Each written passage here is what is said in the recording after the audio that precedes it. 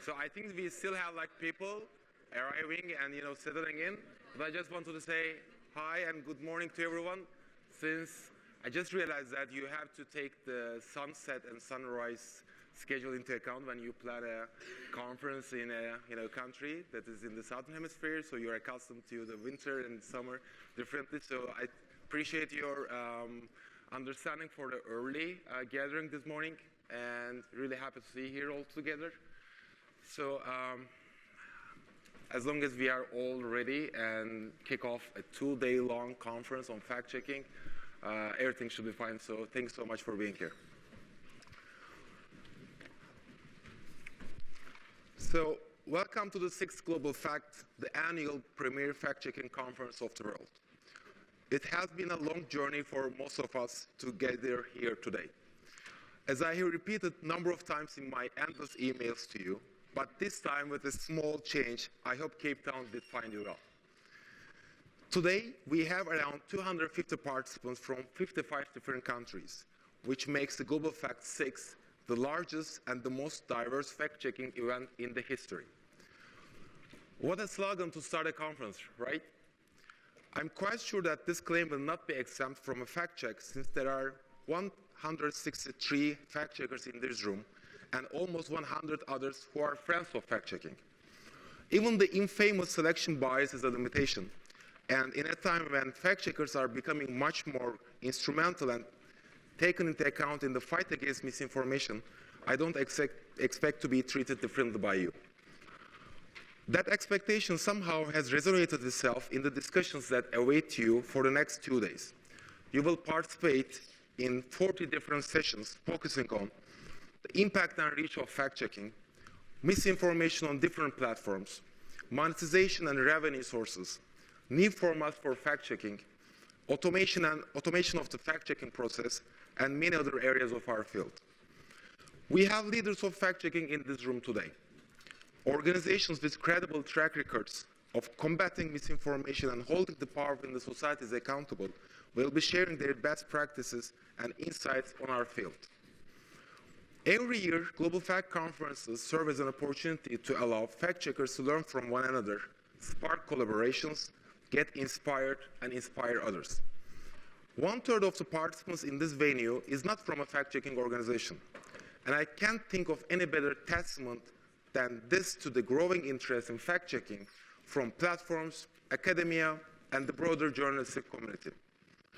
As Alexios, the founding director of the International Fact-Check Network and our dear friend, said last year in Rome, fact-checkers are no longer a fresh-faced movement. They are fighting for the future of the internet. Doesn't that sound more accurate every other day? Given what we have been experiencing in different parts of the world, fact-checking is no longer a hobby or a practice with good intentions followed by low expectations, but a method developed on the shoulders of a multi-layered approach to help citizens to have a healthier public discourse.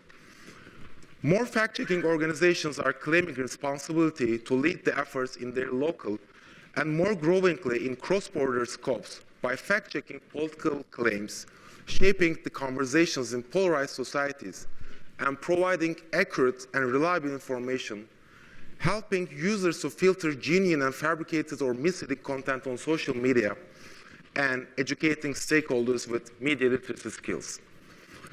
Even the last International Fact-Checking Day that we have celebrated in April proved us that education, not only around fact-checking, but media literacy is becoming a strong focus for fact-checkers. Dozens of organizations show the world the resources that they have been allocating for the education of newsrooms, youths, and news consumers in their local settings. This is more than promising to be optimistic about the future role of fact-checkers in our fight against mis- and disinformation. You will hear a lot more on the state of fact-checking and where it's heading from world's finest experts and leaders of the field later this morning, followed by a delicately designed session series in the next 2 days.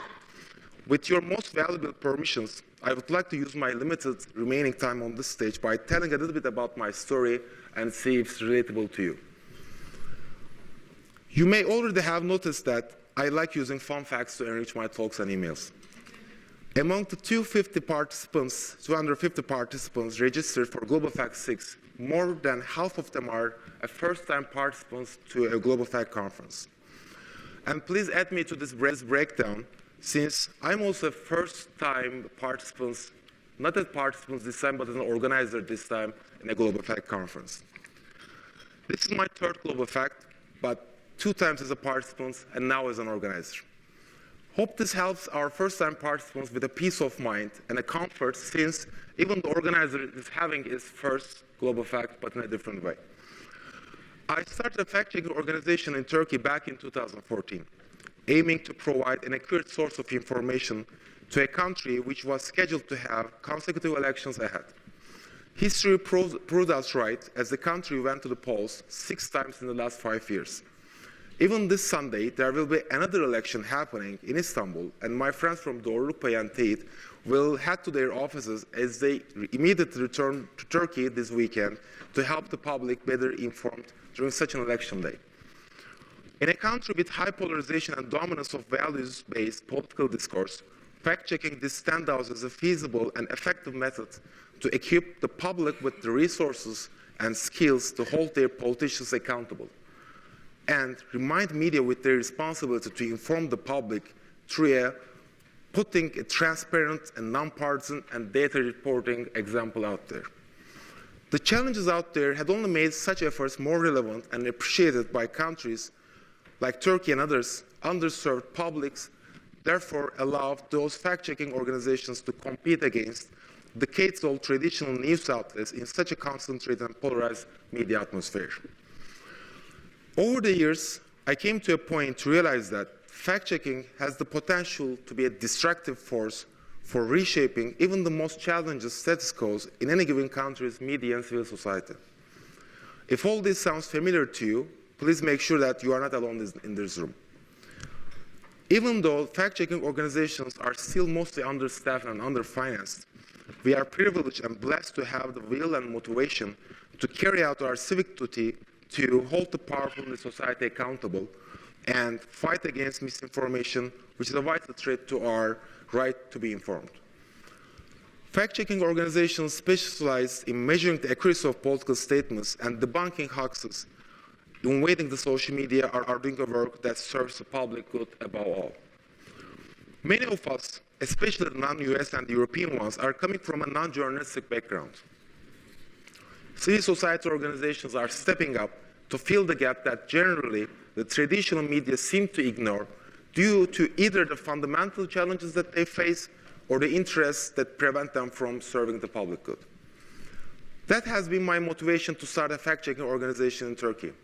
Starting and running an organization in country ranking 157th among 180 countries in the world in press freedom, according to the Reporters Without Borders, probably was not enough to save a suffocating democracy, but definitely sufficient enough to provide us with the belief that transparency and accountability are not lost battles in different parts of the world. Even if we are just a shining star in the dark sky, I take that as a fulfilling accomplishment. Having said that, I also need to give credit to ourselves, not to me or to my colleagues in particular, but to all of us in this room. We have fact-checkers in this room today from 50 different countries with limited freedom of press and assembly, therefore arguably limited room for holding the powerful accountable and fight against misinformation that aims to demolish our trust in the new and traditional media.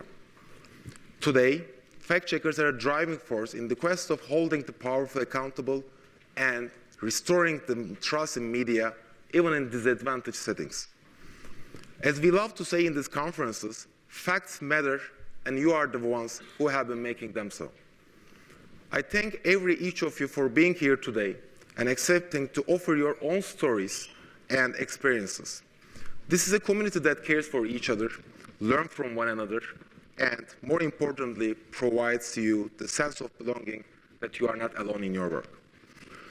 That being said, and after speaking for a while, I cannot imagine any other person than the next speaker on this stage for moving us from my personal but hopefully relatable story to the state and the future of fact-checking. He's someone whom we owe a lot for these gatherings, for his inspiration to many organizations, even represented here in this room.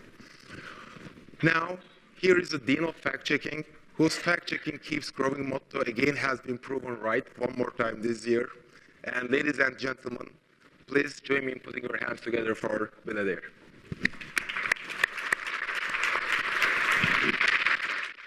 Perfect. All right, because I'm a professor, I have to have a PowerPoint for everything. So it is so wonderful to be here and see so many familiar faces. It's particularly wonderful to see our new team from the IFCN, not just Baybars and Chris, but also Daniela Flamini. Daniela, do you want to wave? So Daniela is one of our journalism students from Duke who graduated last month, and we're thrilled to see her working for the IFCN. And it just warms my heart to see Stephen Buckley here. Stephen was, who you'll be hearing from in a moment, Stephen was the Dean of Faculty at Poynter back in 2014 when the two of us organized the first meeting of that really was the first global fact, although we didn't call it then, in London. And Stephen was instrumental in all of us being here today in an interesting way. So we were trying to put together the money to hold the conference, and we couldn't raise enough money. And I had kicked in some money from Duke, and Stephen had put up some money from Poynter, and we had some money from Omidyar, but we needed more. And so Stephen found some extra money at Poynter. I think he actually rummaged through the cushions in some of the couches and raised enough that we were able to have the conference in London. And so Stephen was instrumental in getting things started, and so I'm forever grateful to you for that, because this wouldn't have happened without you. I am so impressed by the turnout this year. You know, as Baybars noted, this is the largest fact-checking event, the largest global fact in history. And when I have to confess that when I saw that in Daniela's story last week, I wanted a fact check. And so so you know, if you remember, it wasn't that long ago. So this was Global Fact 1 in London, and we were so small, we fit in a pretty small classroom. And when we gathered for our group photo, we just sort of all got together on the steps. We were so small that we could fit into a pub, and there was still room for other people in the pub, which was not the case last night, definitely.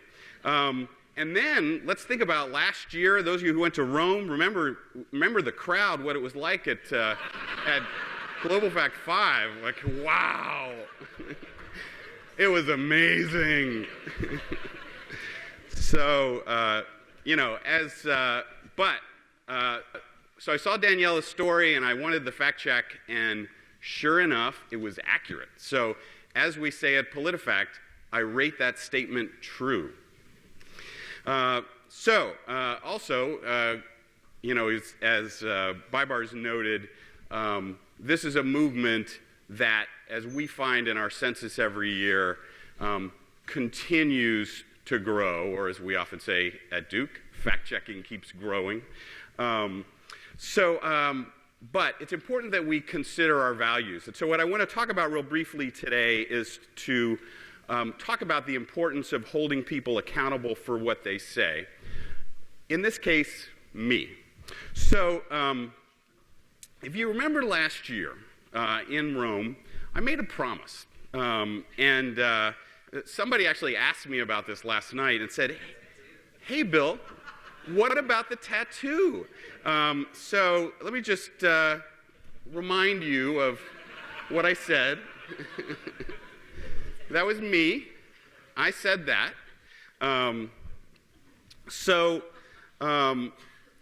After some discussion, I decided that it would be a tattoo of my beloved Truthometer. But a year went by, and a funny thing happened. I decided I didn't want a tattoo.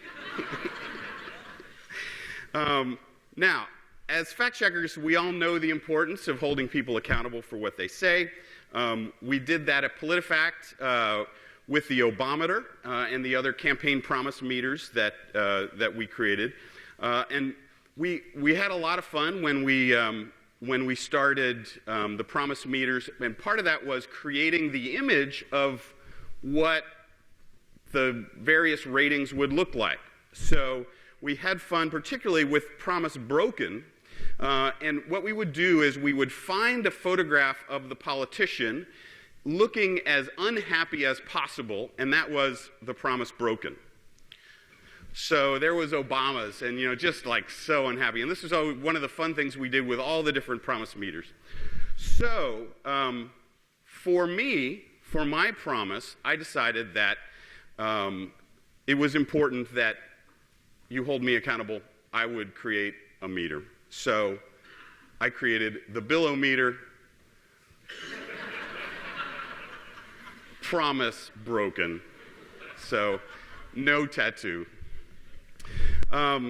So my message today to Open Global Fact is also about accountability. And it's about the need to fact check everyone in our political discourse. Juliana Rennie and I recently wrote a piece for Poynter that you may have seen that looked at a new trend in the United States that we called embedded fact checking. It's the growing practice of reporters including fact checks in their news articles. So this is when they drop in a paragraph or two that exposes a falsehood. For example, they may write that someone falsely claimed that vaccines cause autism. We call that an embedded fact check. We were glad to find a growing trend of this over the last 5 years.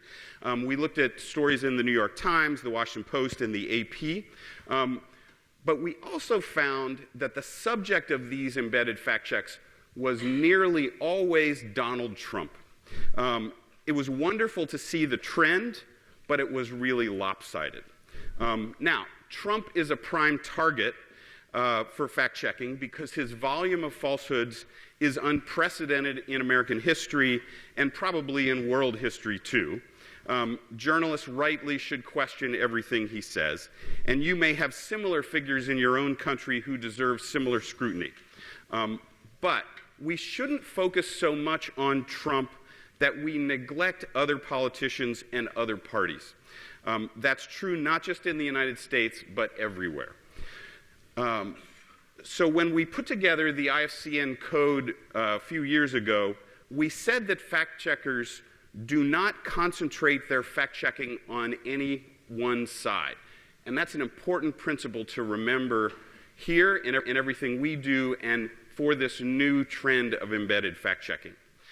In the United States and around the world, we need to make sure that we check all the important players in the political discourse, whether it is for news stories or for our fact-checking sites. So my message to you today is a simple one: check everyone. Hold everyone accountable, even me. So, thank you very much.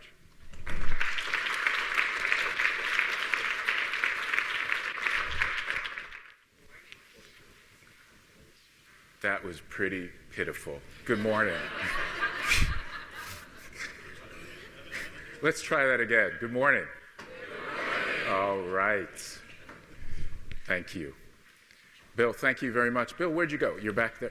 So I have, in all honesty, I have zero recollection of that lovely memory that Bill mentioned, but he was very gracious to note that. And as you all know, fact-checking is a team sport. And Bill's memory is a wonderful reminder of that. So before I get started, let me just tell you I'm a little nervous because I have never worn glasses in public. So for those of you who wear glasses, you will sympathize, but bear with me. This was probably not a good idea as I say that out loud. Okay, so it really is an honor to be with you at Global Fact 6 here in beautiful, beautiful Cape Town. I come wearing two hats today. First, I'm representing Neil Brown, the president of the Poynter Institute, who had an unavoidable conflict, and he sends his regrets. I'm a member of the Institute's board of trustees, and so Neil asked if I might welcome you today on behalf of the Institute. As many of you know, and as Bill alluded to, Poynter was present at the creation of the fact-checking movement. As the owner of what was then the St. Petersburg Times, it's now the Tampa Bay Times, Poynter was an early supporter of PolitiFact. A few years ago, Poynter played, as Bill alluded to, an essential role in organizing and gathering funding for what would become the first global fact in London in June 2014. Poynter is the home, as you know, to the International Fact-Checking Network, and it now houses PolitiFact itself. And of course, the IFCN is the primary organizer of this extraordinary event. So fact-checking has become a central part of the Poynter Institute's mission and work, and we are very proud of that. I also come on behalf of the Aga Khan University Graduate School of Media and Communications in Nairobi, where I am the Associate Dean. I'm here because we house the Kenya operation of Africa Check. And I believe those gentlemen are, there you go, Alphonse, Vincent, those folks work within our school.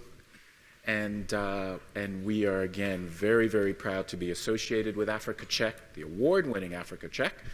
And we believe that this kind of collaborative, this kind of creative collaboration is one reason the fact-checking movement has blossomed into such a force throughout the world. I'd like to take a few minutes to just note the fact that we are here in South Africa 25 years after the election of President Nelson Mandela. That signal political moment changed the course of history in this country and on this continent. Mr. Mandela was a man of many admirable traits, admirable qualities, perhaps none more important than courage.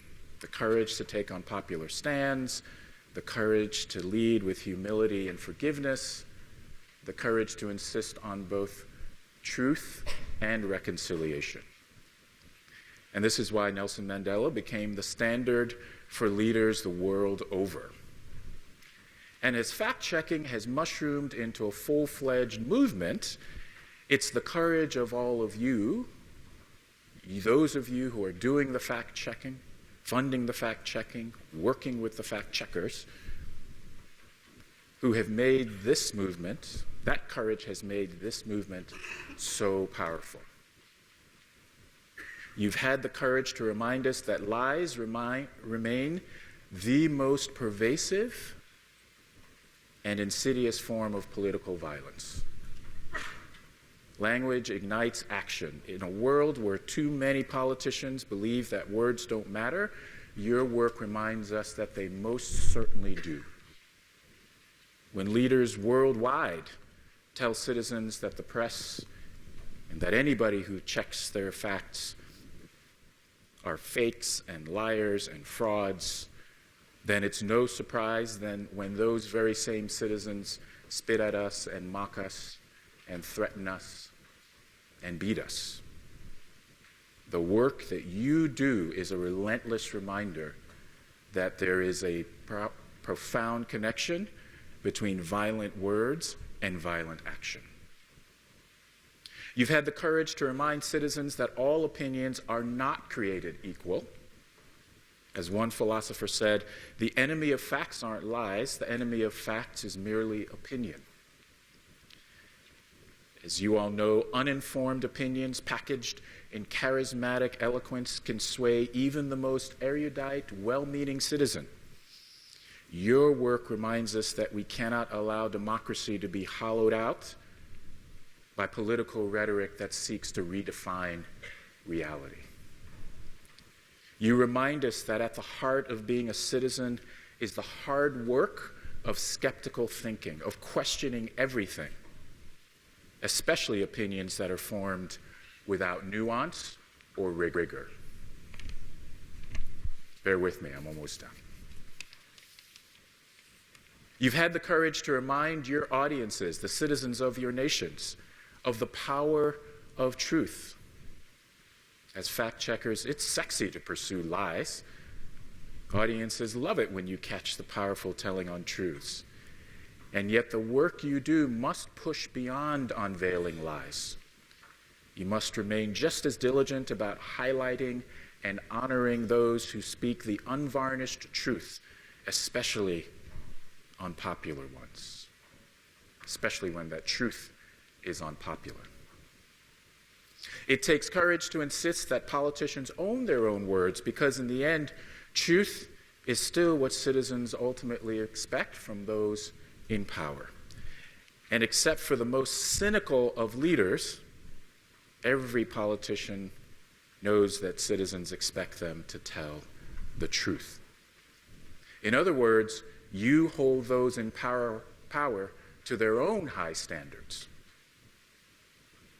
And in doing so, you remind citizens that their communities, their cities, their countries ultimately belong to them, no matter how oppressive a regime might be today.